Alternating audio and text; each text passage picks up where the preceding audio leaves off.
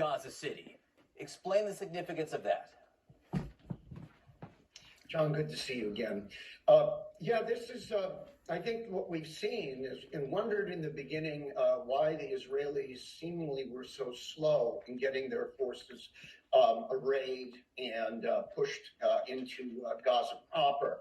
I think, first of all, what we didn't see, we heard about, there has to have been a lot of reconnaissance operations, special operations, kind of getting in there and filling in, identifying, obviously with air as well. And then you start to see the Israeli heavier equipment, armor and things like that, beginning to push into Gaza and on the edges of Gaza City, the heavily built up.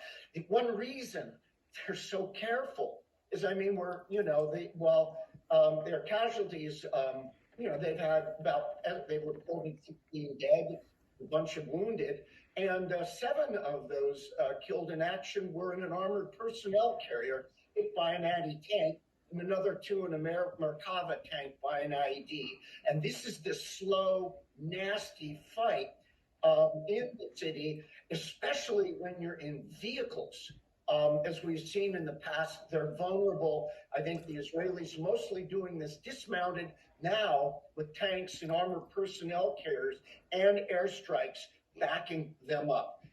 It's slow, it's deliberate. To go in fast in an urban environment where the enemy is ready and well armed, you'll get a disproportionate amount of casualties. And that's one reason the Israelis have been so careful.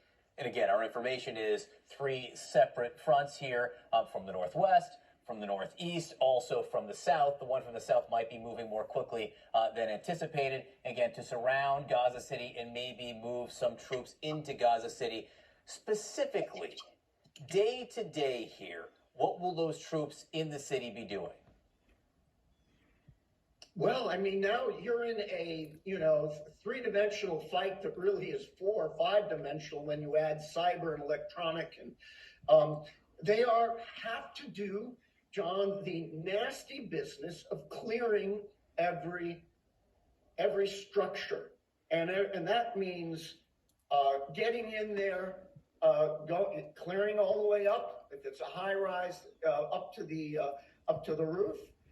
And then digging down into the basement and clearing every room, and then getting into this awful tunnel complex that is built.